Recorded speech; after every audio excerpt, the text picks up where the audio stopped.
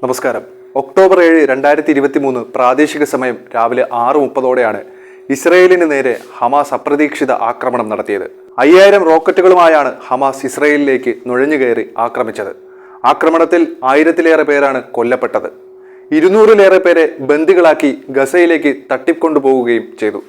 9:45ഓടെ Israel ഗസയിൽ വ്യോമാക്രമണം തുടങ്ങി. തുടർന്ന് ഒരു വർഷമായി തുടരുന്ന ഇസ്രായേൽ ഹമാസ് സംഘർഷം മിഡിൽ ഈസ്റ്റിനെ യുദ്ധത്തിന്റെ നിഴലിലാക്കിയിരിക്കുകയാണ്. നിശബ്ദ കൊലയാളികളാണ് ഇസ്രയേൽ. ഇസ്മയേൽ ഹനിയയെ കൊലപ്പെടുത്തിയത് വർഷങ്ങൾ നീണ്ട ആസൂത്രണത്തിനൊടുവിലാണ്. അതും മറ്റൊരു രാജ്യത്തെ അതീവ സുരക്ഷാ മേഖലയിൽ നുഴഞ്ഞുകയറി. വൈകാരികമായല്ല, തന്ത്രപരമായാണ് ഇസ്രയേൽ പോരാട്ടങ്ങൾ നയിക്കുന്നത്. ഓരോ ചുവടും ശ്രദ്ധയോടെയുള്ള നീക്കങ്ങൾ നടത്തിയാണ് ഇസ്രയേൽ യുദ്ധങ്ങൾ നയിക്കുന്നത്. ഇറാൻ കടുത്ത ആക്രമണമാണ് ഇസ്രയേലിനെതിരെ നടത്തിയത്. അതിന്റെ അമ്പരപ്പിലും ഭയത്തിലുമാണ് ഇസ്രയേൽ. ഇസ്രയേലിന്റെ ചരിത്രം പരിശോധിച്ചാൽ മനസ്സിലാവും, തിരിച്ചടിക്കായി കാത്തിരിക്കുകയാണ് ആ രാജ്യം. തിരക്കിട്ടല്ല, പഴുതടച്ച ആക്രമണം. ഇസ്രയേലിൽ ഹമാസ് ആക്രമണം നടത്തിയ ഒക്ടോബർ 7 ഇറാനെ ആക്രമിക്കാനുള്ള ദിവസമായി ഇസ്രയേൽ തെരഞ്ഞെടുക്കുമെന്ന റിപ്പോർട്ടുകളാണ് പുറത്തുവരുന്നത്. ഇറാന് ശക്തമായ തിരിച്ചടി ഇസ്രയേൽ നൽകുമെന്നുറപ്പാണ്. അത് എപ്പോൾ, എങ്ങനെയെന്നാണ് ലോകം ഉറ്റുനോക്കുന്നത്. ഇറാന്റെ ആണവ കേന്ദ്രങ്ങളാണ് ഇസ്രയേൽ ലക്ഷ്യമിടുന്നത് എന്ന സൂചനകളാണ് പുറത്തുവരുന്നത്.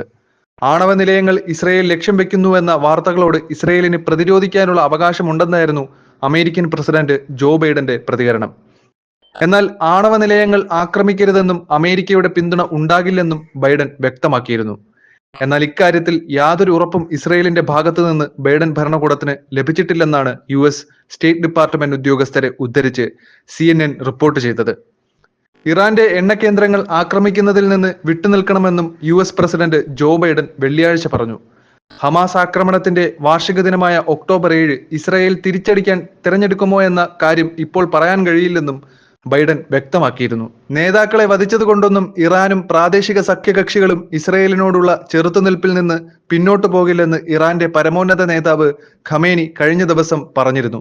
ആവശ്യമെങ്കിൽ ഇനിയും ഇസ്രായേലിനെ ആക്രമിക്കാൻ തയ്യാറാണെന്നും ടെഹ്റാനിൽ വെള്ളിയാഴ്ച പ്രാർത്ഥനയിൽ പങ്കെടുത്ത് നടത്തിയ പ്രഭാഷണത്തിൽ അദ്ദേഹം മുന്നറിയിപ്പ് നൽകിയിരുന്നു.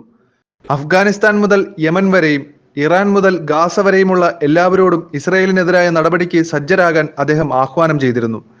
ലെബനനിൽ ഇസ്രായേൽ നിരന്തരം ആക്രമണം അഴിച്ചുവിടുമ്പോഴും പ്രതിരോധം ശക്തമാക്കി പ്രത്യാക്രമണത്തിന് ഇറാനും സജ്ജമാകുകയാണ്. പശ്ചിമേഷ്യയിൽ സമാധാനത്തിനായി UN അടക്കം ശ്രമിക്കുന്നുണ്ട്. വെടിനിർത്തൽ ആഹ്വാനവുമായി ഖത്തറും രംഗത്തെത്തിയിട്ടുണ്ട്.